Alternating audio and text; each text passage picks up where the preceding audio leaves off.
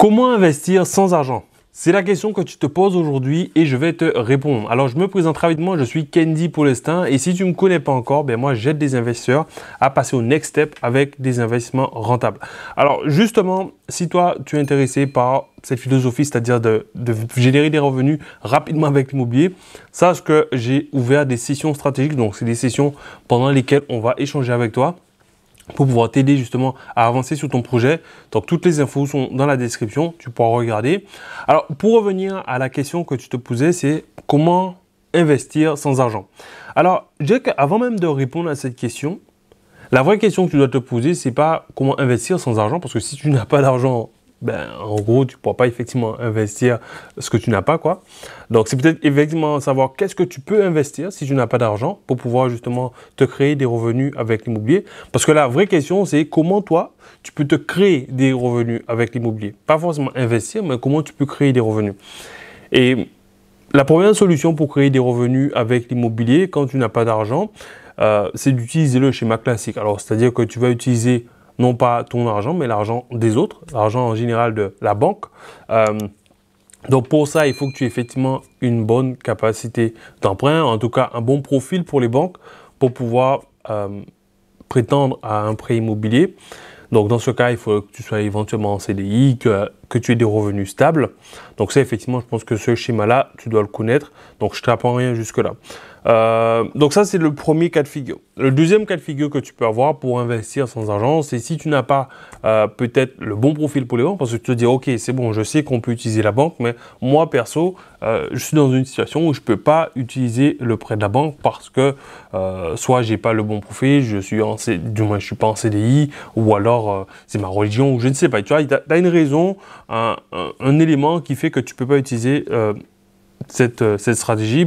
Ce que tu vas pouvoir utiliser, c'est éventuellement la capacité d'emprunt de quelqu'un d'autre. Si par exemple tu es marié ou tu as, je sais pas, un cousin, un frère, quelqu'un qui a effectivement cette capacité d'emprunt, mais qui n'a pas le temps de pouvoir investir, pourquoi pas vous mettre ensemble via éventuellement une société pour pouvoir justement bien faire les choses et investir ensemble. Ça peut être une solution.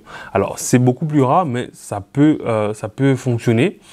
Et la troisième solution qui peut exister, c'est de se dire que si tu n'as pas, toi, aujourd'hui, le temps, tu n'as pas forcément l'argent pour pouvoir investir et que tu n'as pas le bon profil pour pouvoir prétendre au prêt immobilier, à ce moment-là, ce que tu vas pouvoir utiliser pour pouvoir te générer des revenus avec l'immobilier, c'est tout simplement ce que j'appelle de la sous-location. C'est-à-dire que tu vas pouvoir effectivement utiliser les biens de quelqu'un d'autre, que tu vas pouvoir les exploiter pour pouvoir générer des revenus. Alors ça, c'est quelque chose qui est très courant, qui est effectivement, alors certaines personnes diront que c'est pas légal, etc. Effectivement, si tu fais les choses dans l'illégalité, ce sera pas légal, mais si tu encadres bien ton activité, c'est tout à fait légal. Et justement, l'idée c'est de se dire, tu vas pouvoir par exemple utiliser un bien de quelqu'un et le mettre sur une plateforme de réservation comme Airbnb et pouvoir tout simplement en tirer un bénéfice et te générer un revenu supplémentaire. Donc ça, effectivement, aujourd'hui, c'est à toi de voir dans quel cas de figure tu te trouves. Est-ce que tu as un bon profil pour les banques? Auquel cas, tu peux directement emprunter et te générer tes propres revenus. Si tu ne veux pas effectivement, du moins si tu n'as pas le bon profil, tu peux éventuellement te mettre en association avec quelqu'un. Toi, tu vas d'abord te former. Toi, tu vas pouvoir justement apporter tes connaissances et ton temps. Et la personne va t'apporter sa capacité d'emprunt. Et à ce moment-là, vous allez pouvoir former une équipe complémentaire qui va te permettre effectivement de générer des revenus que vous allez pouvoir séparer entre vous deux.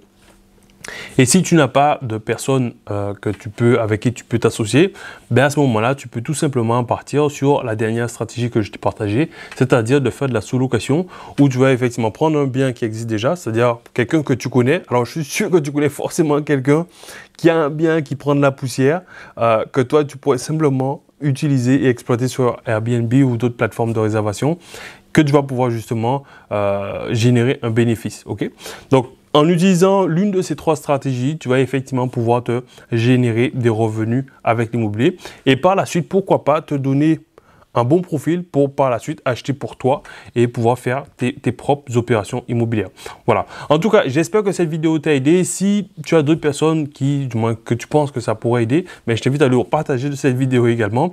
Et si ce n'est pas encore fait, je t'invite à mettre un pouce bleu pour m'aider à faire connaître cette chaîne et puis aussi à rejoindre la communauté des sprinters. Donc, je t'invite aussi à cliquer sur le bouton s'abonner pour justement rejoindre, c'est-à-dire les sprinters, ceux qui veulent faire du cash right now sans devoir attendre 10, 15, 20 ans. Et puis d'ici là, je te souhaite une excellente journée. Je te dis à très bientôt et je te dis ciao, ciao.